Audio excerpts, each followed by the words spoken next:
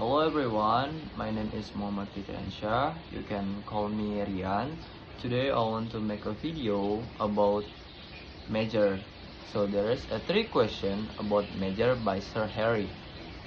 And first question is, why you choose this major?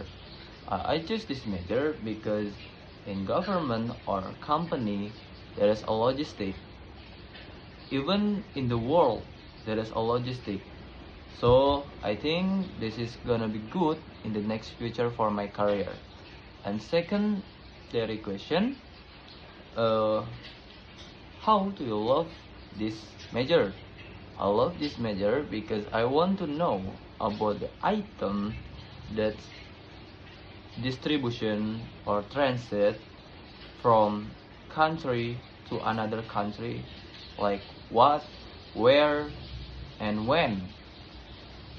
And third question, what about the experience you learn in here? I think my experience gonna be good because I can change my mind with my friend, and subject of physics that is practice. So I know about the something new, not just a theory but by this practice. Okay, maybe that's all I can tell you.